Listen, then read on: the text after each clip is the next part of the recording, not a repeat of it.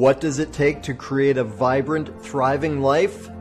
First, the sad news is that Thoreau was right. Most people are leading quiet lives of desperation, lacking in meaning, fulfillment, and vitality. But we choose more. We choose to create extraordinary lives.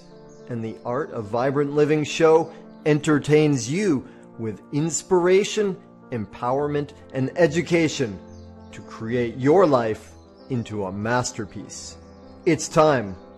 Let's vibe up. Aloha, y'all. Daniel Aaron here, your host, and this is the Art of Vibrant Living show. Thank you for joining, whether you're here with us live or by rebroadcast. We got an amazing show today for you, a fantastic, phenomenal woman as our guest. I'll tell you about her in a moment. And what are you doing here? Why are you here? What?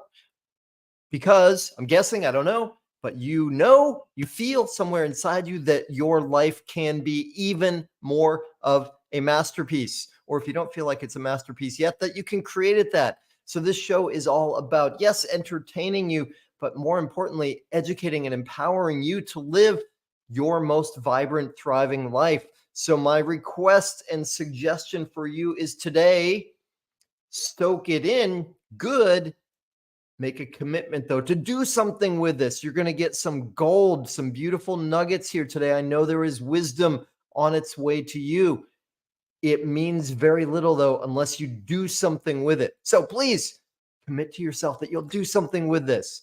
And on that note, here's where the wisdom comes from today. My guest is Jill Sawchuk. I might have mispronounced her name. Sorry, I'll get a correction in a moment.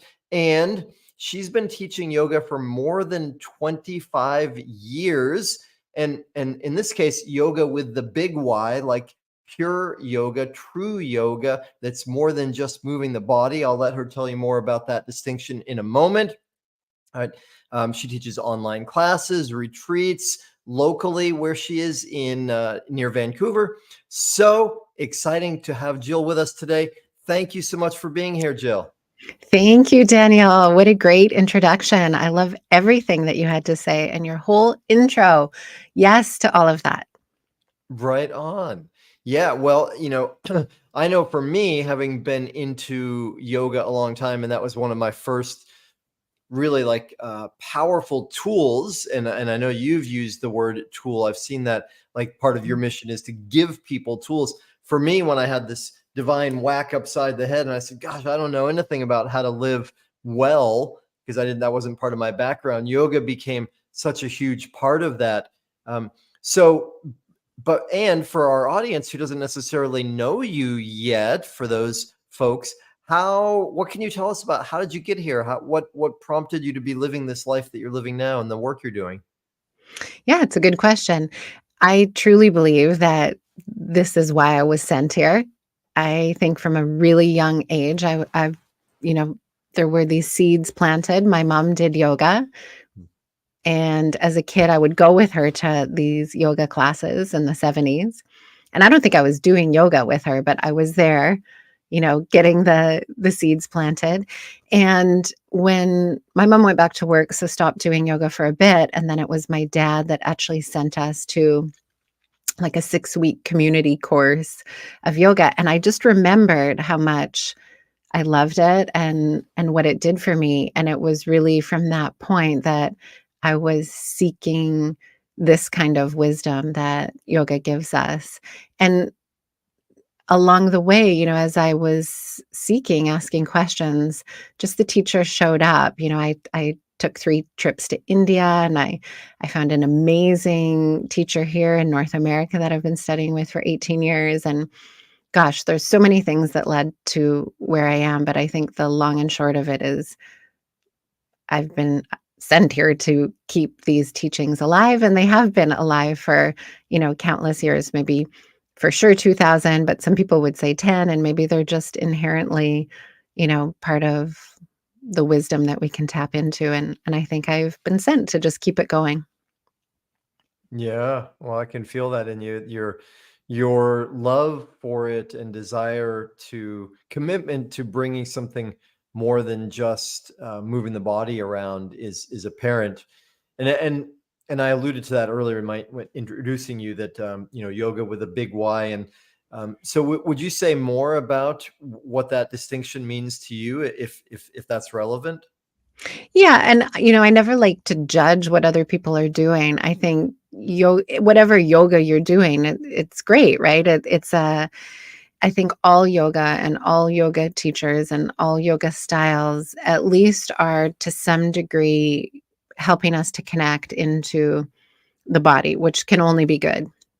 But I think what's happened a lot in the West is that we've taken our culture of like competitiveness or consumerism and ambition. And a lot of the time we get really caught up in the physicality of it, striving farther in the pose and trying harder and sweating more and looking for the six pack and the biceps. And yoga will give you a beautiful body, right? If you keep practicing yoga postures, because the body is beautiful inherently, right? But I think to some degree, what's lacking in the Western version of yoga, like kind of the drop in version, is that we haven't necessarily slowed down enough once we get into these poses or these postures to really tap into more of our inner world and see those different energetic bodies that are at play, the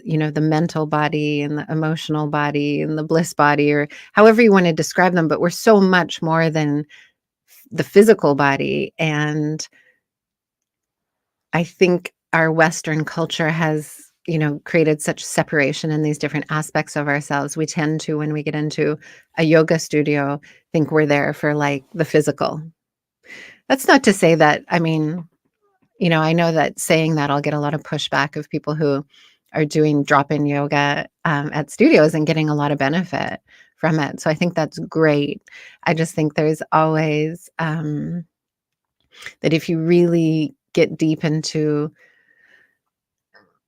the yogic philosophy, you'll see that the path has much more to do with unity of mind, body, spirit than it does just a practice of physical posture. So I hope when people get into the practice of yoga that they don't stop at just the physical practice, right? That I think that's the entry point. And then hopefully you find a teacher or a guide that's going to continue to guide you to, those deeper levels of awareness. Beautifully said. I'm with you. And having taught yoga a lot from years ago, and still sometimes now, like I always celebrate whatever gets anybody in the door, whatever the reason is for joining. Fantastic, right? That's beautiful. And there's more potentially. And to me, it's always one of the great ironies of yoga is it's at least the way we most often think of it is it's so physically oriented. Mhm, Yet really it's about going beyond the body, right? It's mhm, about using the body to get to something else. So I'm curious then, because um,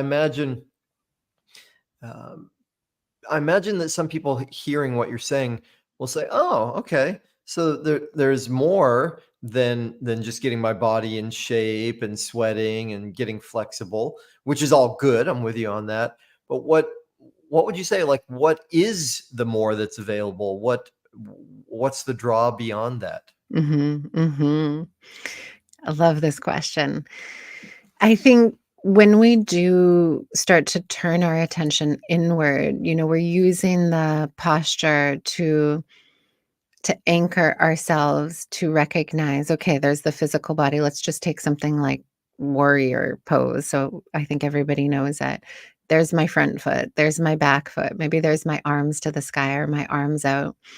And the idea of a posture, right, is that you're becoming steady in it and you're beginning to observe yourself, your breath, your body in this form and in this shape. And I think if you stay long enough and you continue to witness what's going on, you'll also be observing, well, there's the body and there's the breath. And there's my mind, right? Which is like, when are we going to be done this? Like, oh, that guy over there is breathing too loud, or like, whatever the distraction of the mind is. And you start to see, oh, there's the mind. And if, you're in the posture, you're watching your body, you're watching your breath, you're watching your thoughts. And then I think in time, again, this is the going deeper, right? You realize, like, what is this other part of me observing all of that? Because you can observe your thoughts, you can observe your body, and then you start to recognize, I think, hey, uh, there's another part of me. And I would say that's the piece where you start to touch into the realm of spirit, or our deeper essence. And I think in our modern culture, there is a lack of that connection to that. We don't have a lot of opportunities to touch into that. So I think the practice is an opportunity to help us reconnect to that thing that is a deeper, eternal part of us, connected to something much deeper. And that allows us, gives us the opportunity to recognize mind is not everything, body is not everything. Our identification with the thoughts, we can free ourselves from that. Whatever we're thinking, it's not who we are, or our body is not who we are. There's something deeper than that. Yes, well said. That's beautiful. I often think of like a yoga, a yoga classroom studio, the physical practice being like a laboratory, right? And we go in there, and then we get to discover, yeah, what's going on in my mind. And you know, and I love that expression. The way we do one thing is the way we do everything. Mhm. And yoga invariably brings us challenges. And so the question always in some way is, okay, well, who am I in the midst of this challenge? What am I going to do in the midst of this? Because what we do there is what we will do in other places. So I'm curious for you specifically though, Jill, well, so you mentioned that you were around yoga from a young age, and when you were young, did you ever have a period of resisting it because it was your mom's thing, or how did you really get into it? Because obviously at some point it became your thing, right? Mhm. Well, I mean, yeah, my mom did yoga when I was very young, and she had taken a break from working, and then when she went back to work, she stopped yoga. So it also, in those years, like in adolescence, it wasn't a part of her life, nor was it mine. And in those years, I definitely feel like, yeah, there was a lack of anything that was grounding me to presence, or connection to spirit. And I think I saw the fallout of that. I was experimenting with drinking and smoking, and just hanging out with maybe the wrong crowd. I mean, I love them all. They're all, we're all beautiful humans, but kind of getting into trouble.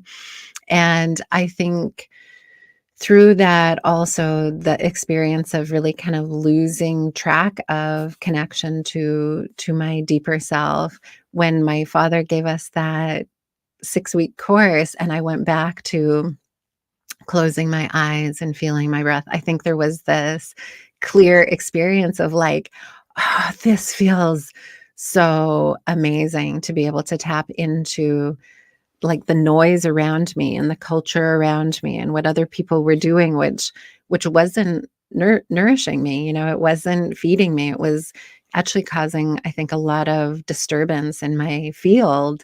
So to go back into that experience, I think it was just so clear for me, like, there's something inside of myself that can guide me in a much more profound and meaningful way than anything else that I was seeing outside of myself. Beautiful. Yeah, and there's that concept in yoga philosophy called pratyahara, Mhm. right, which usually it's translated as withdrawal of the senses, which I remember the first time I heard that, I was like, withdrawal of the senses, what does that mean? And then eventually I came to realize, like, oh, okay, the way I think of it, and I'm sort of setting this up to get your perspective on it, is like it's so helpful at times to block out the outer world and all the stuff that's going on there, whether they're positive or negative influences, they're influences, right? And most of the 3D world, it's very seductive. The physical world does tend to bring us away from awareness of the invisible world, I suppose, is one way of saying it. So how do you relate to that concept of pratyahara? Is that something that you work with? Yeah. I mean, I think that's what a practice is, right? And it's such a gift because in our modern world, I don't think there are very many opportunities where we get to close off or close out all of that stimulation, right? We're always seeing the media, the social media, the phones, the screens, the movies, the magazines, the Netflix, and people, and there's such constant noise around us. I think it's very rare that we're shown in any shape or form to close our eyes and quiet the outside world. And I think it's not once we do that, once we are given the opportunity to shut down, even just for 5 or 10 minutes, all of this stimulation that comes through our senses, I think what we end up seeing again is, inside of ourselves, wow, there's this whole world, this whole rich experience that we can tap into that's connected to something bigger, something greater, that is so much more interesting and delightful, joyful than like anything that like the ice cream or the show or like, those things are fun and, they give you a sense of pleasure, but that internal connection to this deeper place or to that bigger source energy, it's like it beats all the tasty food and beautiful sunsets. And like those things are great, but there's something inside of us, I think, that's even more beautiful. And I think we're missing that in our culture. I mean, I feel very lucky where I live here on Vancouver Island because there's a ton of nature, right? Like I walk out my door and I can go for a walk in the forest or, drive 5 minutes and get down to the river. And I think, when we lived in places where there was more nature, we would also have these kinds of experiences inherently. It would be quiet. There would be less stimulation from technology or, human created noise. I just think that our modern world, that most people where they're living, we don't have access to those quiet places where we can just listen to something more profound. We're inundated with, yeah, I don't know, all this divisive political, all the stuff that we're all always ranting and raving about. Yes, it is a noisier world than ever before. All signs point to that increasing, right? Marketers and advertisers are finding more and more ways to get our attention all the time. So I'm curious then, clearly, and you said this, like what can be part of the yoga process, the yoga practice, is actually a time, and maybe it's 15 minutes or 2 hours or whatever the length is, to step out of the madness for a little while. So in addition to that, or aside from that, though, how do you help people, or what do you do in order to remember that bigger invisible world that's got so much beauty and delight in it, in the midst of so much pressure? Does that make sense, what I'm asking? Yeah.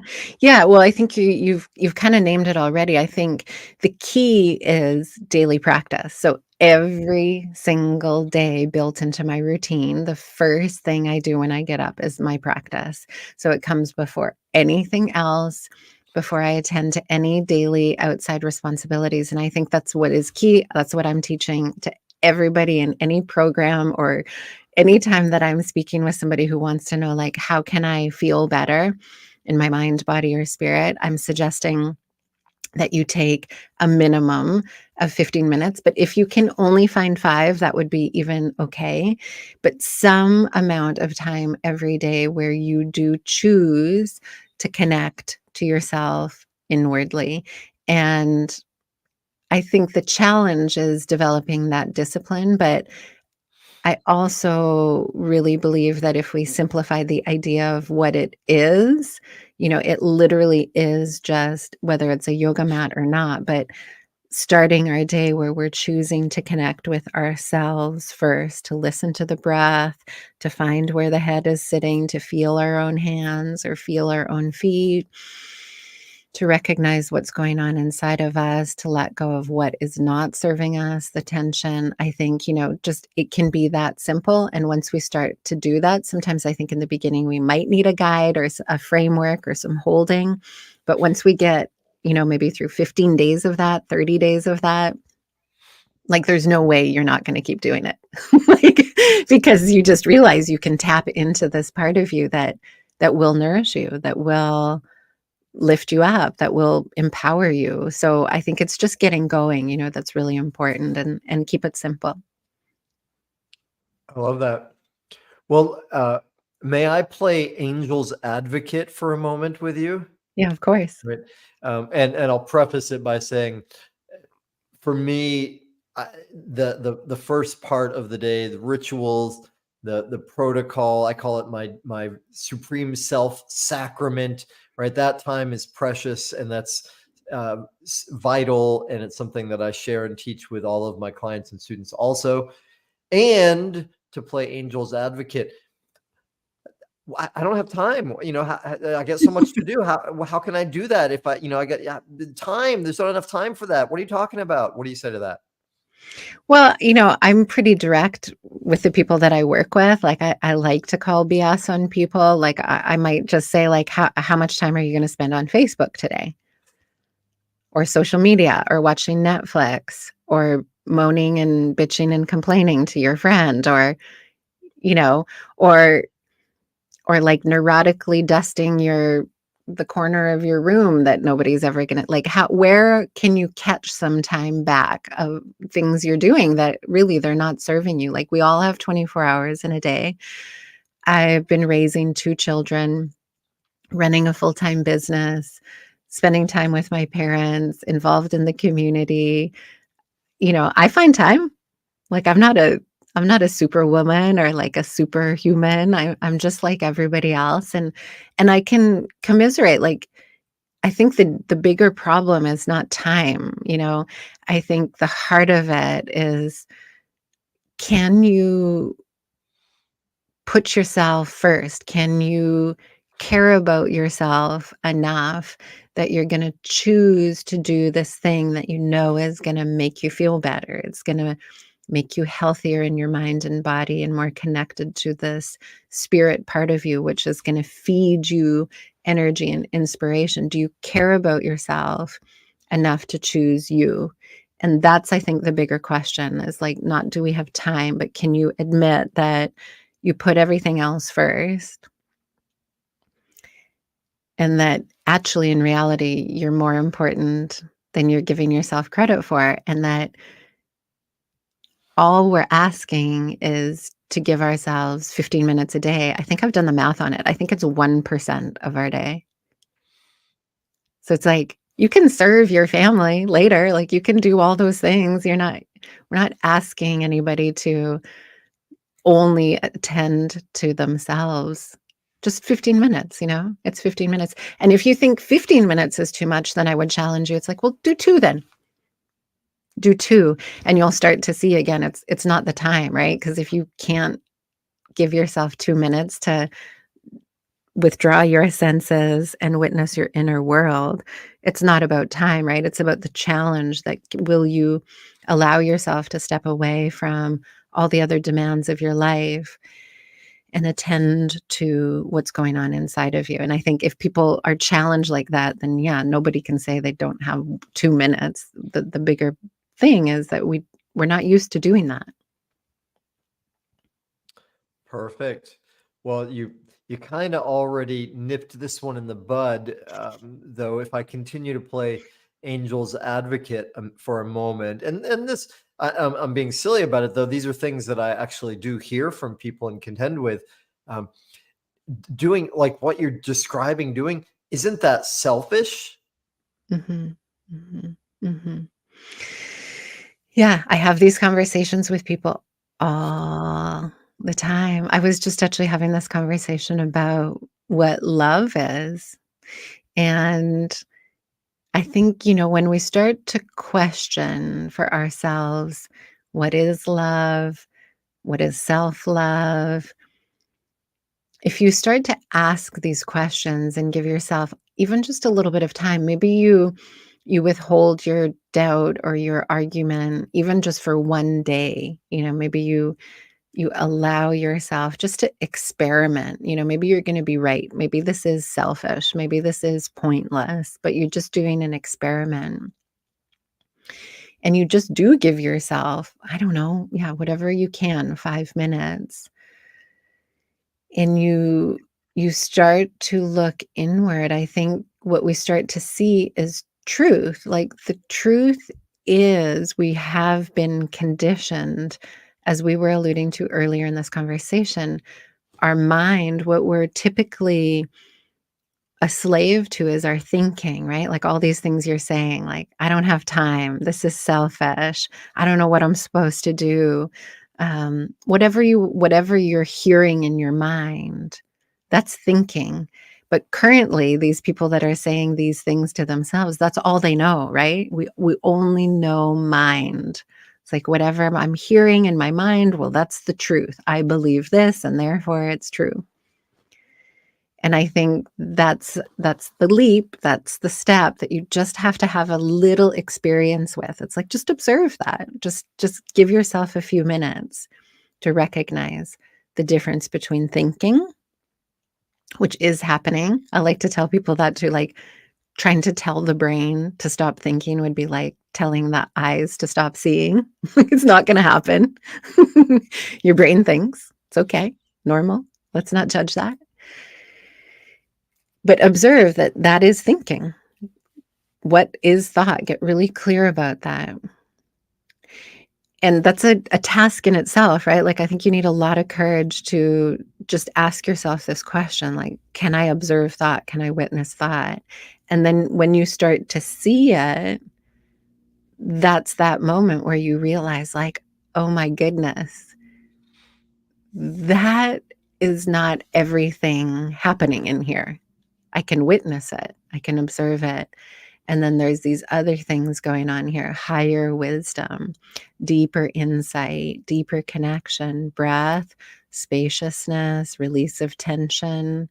And I think, you just need to get past somehow, some which way, you have to get past the point where your brain is like the only thing, the forefront, it's like the loudest thing. You have to somehow give yourself a chance to recognize there's something other than those thoughts, because those thoughts will always get in the way. Those thoughts are always going to be there. Still to this day, I have those thoughts. I get up sometimes and I think like, I don't have time. I have like emails I should answer, and like, oh, I'm just going to sit on the couch with my dog a little bit. Like those thoughts never go away. All right. Cool. I'm with you. I think I've exhausted my angel's advocate role for the moment. Challenging on the level that I'm obviously already a convert myself, because I know the power. Though I do recognize, and you used the word discipline a few minutes ago. I Mhm. recognize that for me, when I first got into yoga, 3 decades ago, and I was overweight, and the physical practice was so hard for me and embarrassing. It was like I had to push myself every day to get on the mat, and, cajole myself and trick myself, and for me then discipline was really like somehow getting myself to do the thing that I didn't want to do, but I knew would be good for me if I did it, and I would feel better afterwards. But even now, like, as I say that, I'm like, I'm exhausted just from describing the Mhm. process that Mhm. was there. Mhm. Mhm. So given that you used the word discipline before, how do you relate to that, and how do you help people with overcoming that if they can relate to that. Yeah, oh my goodness, so valid what you're saying and so real, right? Like if you're listening to this and you're like, "Yeah, that's what I'm experiencing. It's too tough. Like I don't have the energy, I don't have the discipline, I don't have the motivation. I try, but I fail and then I feel worse." And I mean, I think that's a part of the process for everybody when they get started. And I would say the key to crossing over that challenge, maybe not for everybody, but I would say for 99% of people, what is key is having some support, having some guidance, whether it's a coach, a teacher, a community, a framework, a program, because in the beginning, it isn't easy. There's no denying it. Nobody starts like, oh, it's easy. I just get down on my mat every day. No big deal. I don't know that that's true for anybody. So I think in that beginning phase of developing the discipline, it's much easier if you have somebody that's gone before you, a little bit farther ahead of you on the path, and is there, I don't know if I want to say holding your hand or cheerleading for you, holding you accountable, guiding you, supporting you, encouraging you, responding to your challenges, providing guidance. I think that's crucial. I think that's why people come to me, and I think, that's what my teachers have done for me is they've shown the way. They've helped me see that those challenges are normal. It's not my fault. I'm not, defective because it's challenging or, I had the struggles in the beginning. I think doing it with a witness or a guide or a space holder is part of what you need to get going. And then I think if you have a good teacher or a good guide, they're empowering you, they're leading you to a place where you can do it on your own. But in the beginning, to need a little bit of help, like for sure, 100%. Uh, I can't believe it. I'm going back into Angel's advocate again. So, what about the thought form that can occur? I know because I've had it before. I should be able to do this on my own. I shouldn't have to Mhm. rely on some kind of teacher, right? Have you ever encountered that thought form?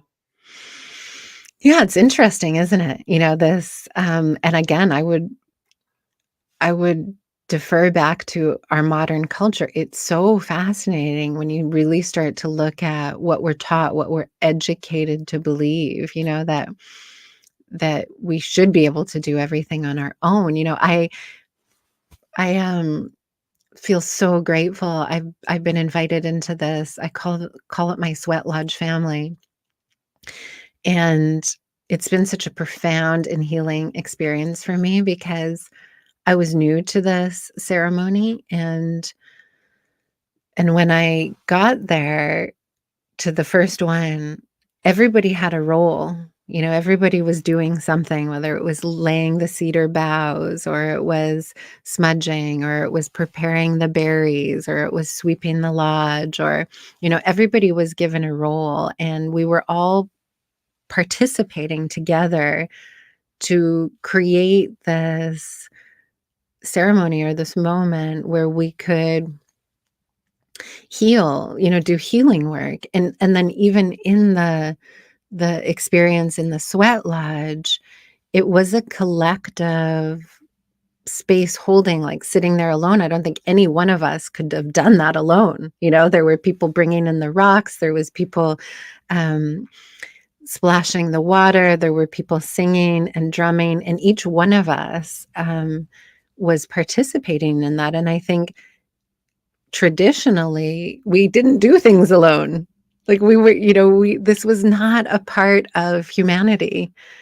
And I think it's a very new and a very, I don't know, just not, it's not realistic. We are social beings. We are meant to be in connection. We are meant to be in relationship with each other. And I just think that feeling of like I should do it alone or I have to do it alone, it's a very new and dysfunctional thought pattern born out of a very, yeah, imbalanced kind of culture. Well said. Yes. Okay, cool. So, And in case anybody's not aware, what Jill was describing with a sweat lodge, Native American tradition ceremony, like kind of like building a igloo type structure and then going through a fire and heat and stones inside there. It's a purification process that's beautiful and challenging, and to your point specifically, would be really hard to do on one's own, from even just setting it up, let alone enduring it. Um, and my own answer to my angel's advocacy is, one, should is never very useful for any of us, shoulding upon ourselves or shoulding upon others. The other is, personally, I'm an optimist. I say whatever works, as long as it's not hurting somebody. If it works better for me, and I've been so grateful that somehow I had the luck to realize in the early days, like, hey, it works better for me if I'm around people. I go to classes, I have a teacher. That allowed me to keep going. Whereas if I was on my own, I probably wouldn't have. But let me stop talking, because I saw you you're about to say something excitedly. What is it?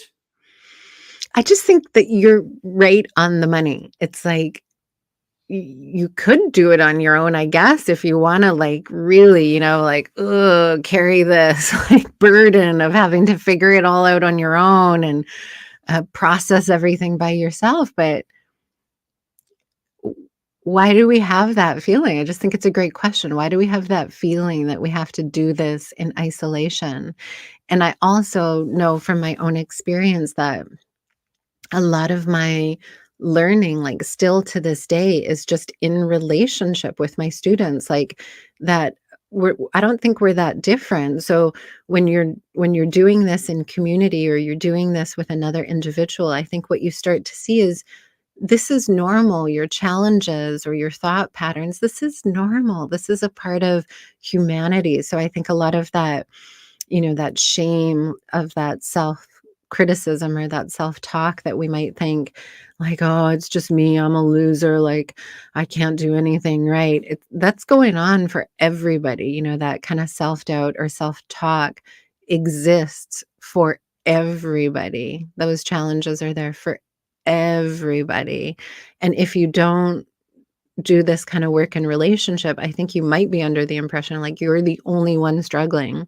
You're the only one who has to um, free themselves from this mental pattern. And again, once you get on the path, like, I think part of it, and I just want to speak to this a little bit. The beginning of the path is for sure, I would say, although I think there's lots of ups and downs, it's not a linear path, and I would say it's a lifelong path.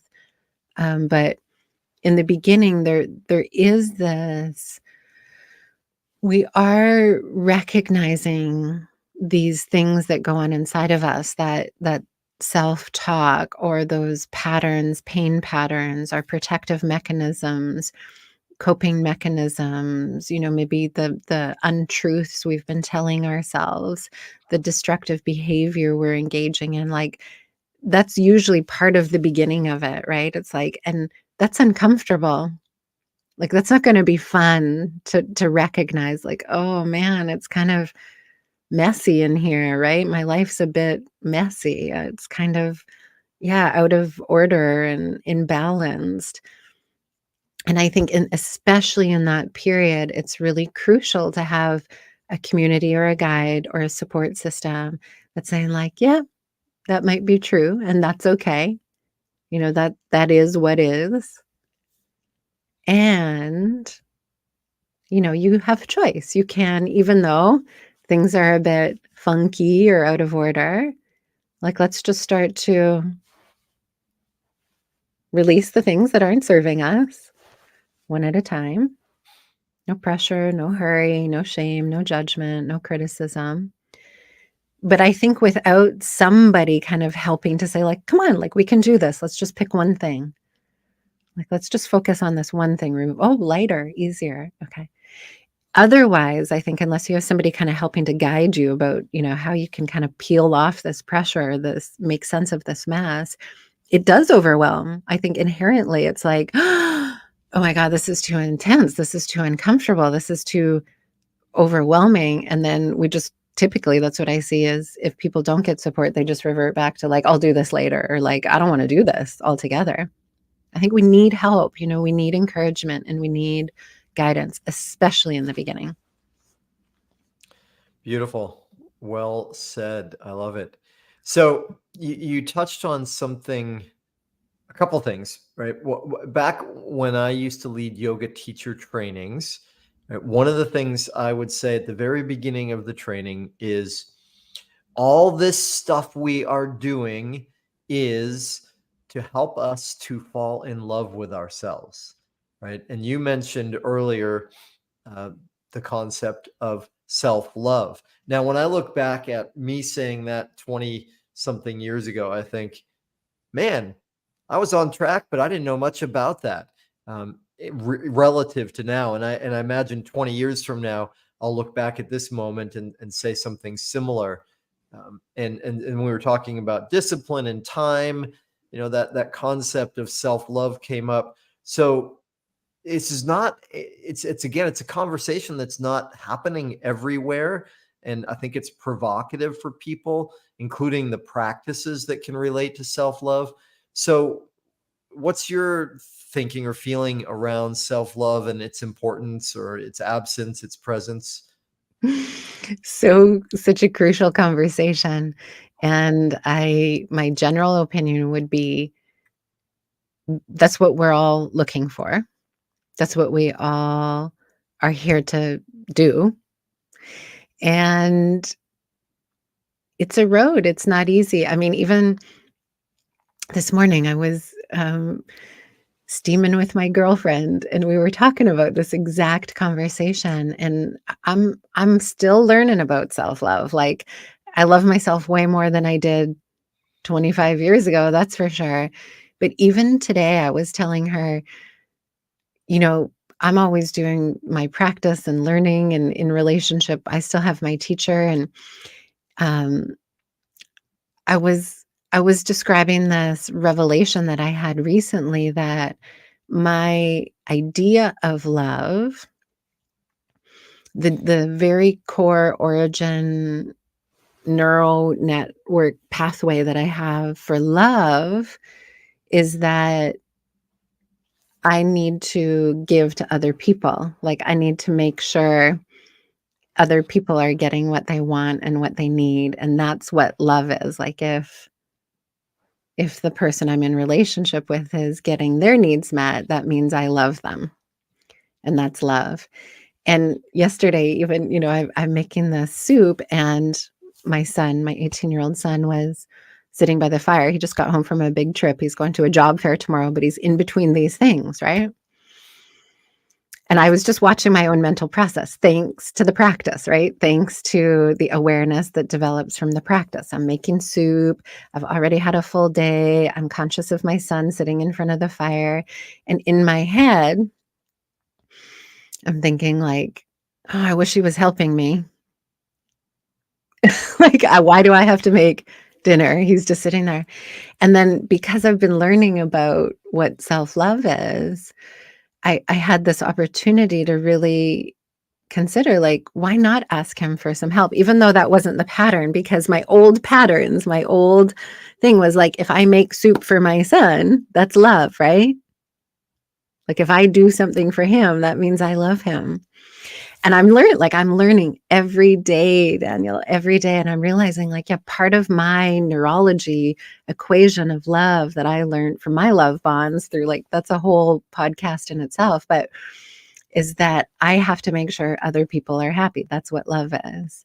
And I'm peeling off that conditioning, So I asked him into the kitchen, gave him a task to help me make this soup. And it was such a beautiful, rich learning for both of us. Like, I realized, like, I can ask for help. I needed help. I wanted help. I asked for help. And it not only made me feel like, oh my God, Jill, you're winning. Like, you are loving yourself more and more and more, breaking these patterns of like, I have to do everything for everybody. But the side benefit, I was like, oh my goodness, it reminded me of that sweat lodge experience. Like, it actually brought him into an experience of belonging, like participating, value. And then when my daughter came home from school, like the three of us sat down and had this delicious soup. And I told her, like, yeah, Bodhi helped me make this, and it was like this huge learning, beautiful experience, I think, for everybody. And the point of the story is, I think, we have to consider, I think, what we've been taught, like how we've, again, ideas, thinking, like what we're telling ourselves love is, and question it, really question it, because I think a lot of us have formed ideas about love that are just not true. And I think self-love is crucial. And most of us, like we've been alluding to this whole call, right? Most of us barely have a relationship with ourselves. Most of us are out there serving others, our jobs, our families, or we're relaxing, but we're having a relationship with Netflix or whatever it is, the phone. But most of us don't even have a relationship with ourselves. So when you start to give yourself the gift of relating to yourself these 5 or 15 or 10 minutes a day, whatever you're doing, where you're going, oh, hello, me. And you realize, like, oh my gosh, yeah, I'm really saying mean things to myself. And, ooh, I'm holding a lot of tension and putting a lot of pressure. And, oh my gosh, I'm tired. And all the things that we find out when we turn inside, we realize actually what we're doing is being quite mean to ourselves. So I think, yeah, this whole path, it's not easy, but if you have the courage to begin, I think that's the hardest part, is just that beginning part. And then though, as you peel off these habits, or, release these ideas, these ways of thinking, you do slowly get to that place where you do start to engage with yourself in more loving, kind, compassionate, harmonious ways. And then I think you have the capacity to really love others. Nice. Thank you. Awesome. Well, and so now I'm going to bring up a comment from Steve said, self-love, I used to think of view as selfish. And we spoke about this a little bit Mhm. before, and Mhm. you just said something directly about it, self-love relating to loving others. And as you were speaking a moment ago, I thought, your previous wiring said love is doing for others such that they feel good, or some variation of that. And I thought, wow, that puts you in such a weak position. And I don't mean you, because we've all done that, I'm sure, in a Mhm. weak position, because it depends on them, right? Like, I can't feel love unless they feel loved. I think of like my own mother, poor thing, was doing the best she could all the time, but she just had such holes in her bucket. No matter what any of us gave to her, she didn't feel loved. And that, gave me a skewed perspective on the beginning. So, but bringing it around, what would you say to what Steve said about self-love being viewed as selfish? Mhm, mhm. Super common, right? I think a lot of us hold that perspective, at least until we realize it's not really serving anybody. I mean, I can only speak from my own experience, but I can tell you that I also thought that. And for many, many, many, many years, I was selflessly serving everybody else. And I can tell you from my own experience what that led to. What that created inside of me was anger and resentment. And I can tell you that as that anger and resentment built, I was not very loving towards others.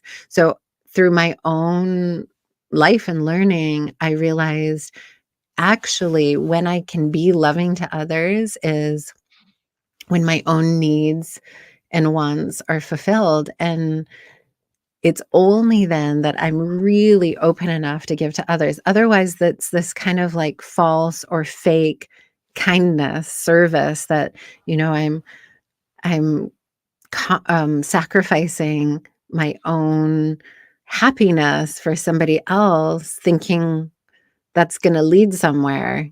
And in reality, what it led to was actually, yeah, animosity, conflict, strain, stress, unrealistic expectations for everybody, like you speak of. I think very similar. I think, and I don't know if it's only women. I think men fall into it too, obviously, but I think as a mother, maybe as a father, I mean, I haven't done that this time around, but I think, yeah, our concept of loving and serving everybody else first actually, in time, if there isn't the balance of, feeding or filling our own bucket, it actually causes friction in relationships. So, any downside to that? No, just kidding. Yeah, your list of negative repercussions of uh, being selfless in that case is, yeah, it's striking. So you've done the experiment, that we don't have to do it anymore, and I'm with you. Any kind of giving or loving, which isn't really loving, right? If it's coming out of obligation or thinking we should do that, it inherently carries with it some kind of poison, resentment to it, which is really the opposite of it. So beautiful. Maybe that's enough for us to say about. Well, actually, no. Let me ask you one more thing, because I've been working with this a lot for myself and with clients, and one of the biggest things that I find is uh, so much of people's challenge, or what's in the way of them creating what they want. Yeah, I mean, strategies and education and those things matter, but a bigger chunk of it, I'm finding, is people's self-doubt and worry and lack of value, that stuff that keeps us trapped in this haze and fog. So how do you do it, or how do you work with people in terms of how to create self-love? Mhm, mhm. Well, I think my process that feel is so beneficial, again, not my process, but what I'm teaching people is that if we can develop a practice that, call it yoga, knowing that when I say that, it means that we turn our attention inward and we're doing a physical mindfulness practice.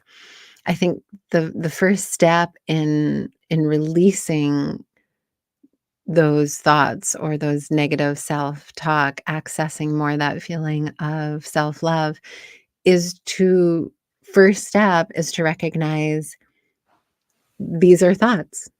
This is the thing happening up here in the brain. And it's just one aspect of ourselves, and it's not everything.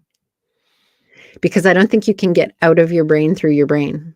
It's like a dog chasing its tail. So I think the key is to develop a connection to your body through the body. You start be able to observe that's body. These are fingers. That's a head. Those are eyes. Those are feet on the floor. That's breath.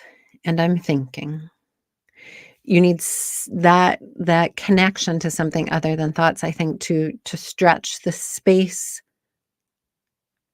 where you can become a witness to the thinking, and then you can start to tap into the opportunity to choose your thoughts. Without that space or um, that detachment from thoughts, I think thoughts are just on a loop. Like, it's gonna be really difficult to convince yourself through your thoughts that your thoughts are your thoughts and they are not the right thoughts, and it's like, "Ah." I think you need to, anchor into something that's not thoughts so that you I mean, can, yeah, just so that you can form enough space between the next thought. It's like, "Oh, ah, a choice." Otherwise, I think it's too, immediate. They're, like, running too fast. yeah, absolutely. I mean, another way of what you're saying is the importance of awareness, or being able to witness, and meditation, yoga, so vital Mhm, for that. Um, and it's worth bringing up again. You pointed out earlier, trying to get the mind to stop thinking is crazy, foolish, right? The way Byron Katie says it: dogs bark, cats meow, minds think. That's what they do. So it's not our practice isn't to get the mind to stop, though. It's to realize that, oh, I can actually watch it on its hamster wheel for a minute. And that allows me to get a little awareness and perspective, right? And I mean, the studies vary, but how many of the thoughts are our own anyway? Very few, right? There's just these things coming through, and nothing wrong unless we believe them, right? Unless especially if we believe the painful ones. So cool. Okay, time's flying. Oh no, Jill. So anything that I haven't asked you about that you want to mention? Well, I love that you brought up Byron Katie. She's definitely one of the masters, I think, of rewriting limiting beliefs, rewriting thoughts. So if you don't know her work, I would tune into it. She's done an exceptional job of creating a path for people that's free, online, accessible. You can Google her, you can read her book. She has PDFs. She's doing amazing work in the world.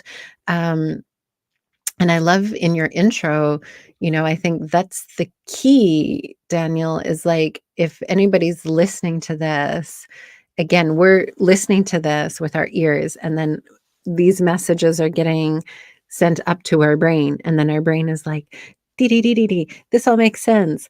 I completely agree. This is all good stuff.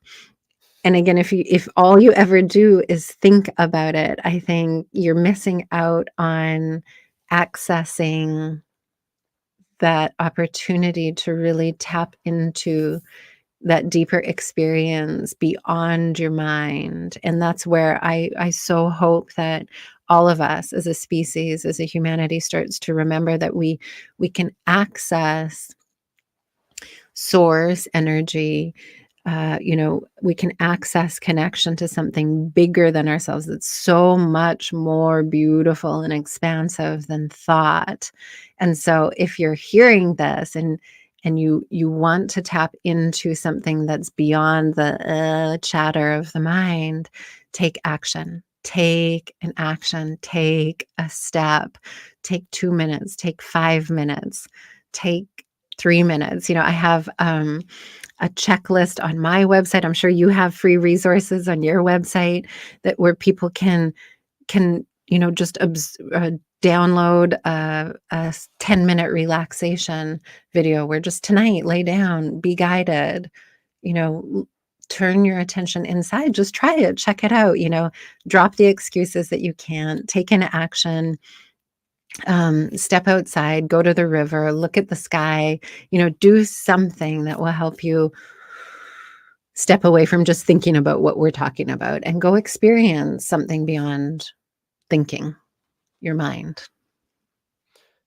Perfect. Well said. And you kind of got into my next question too, which is best way to contact you. Is that through your site, Yep. YogaJil.com? And that's with one L, y'all, at YogaJil.com. Yep. I'm on Facebook too. You can find me there, Jill Sawchuk with 2 L's.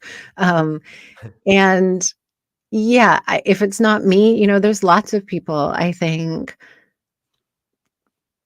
that have done their work and that are there to support and guide. So whether it's me or Danielle or, anybody that attracts you that you can see as a living example of well-being, thriving, your intro, it just says it all. It's like that's possible for anybody. And I think just take a step, like decide right now, not later, close the show and take one step, take one little step, do something in that direction of your dreams and living well. Perfect. Okay. So, last question. It's the big question. It's the impossible question. You've got so much experience and knowledge. If I forced you to boil it all down to one thing, and you had one thing to tell our audience that would help them to live their most vibrant, thriving life, what's that one thing you would say? Create a morning practice that taps you into your body and your breath. Create a morning practice that taps you into your body and your breath. Hallelujah. Amen. Yes. Thank you so much. And Jill, thank you for your great heart. I can feel you're an example of that leadership maxim Nobody cares how much you know until they know how much you care, right? And you do know a lot. You've got vast experience. So thank you for cultivating all that wisdom. And thanks for taking the time to be with us and share it here today. Thank you so much, Danielle. And for everybody who's listening, thank you. Yeah, beautiful.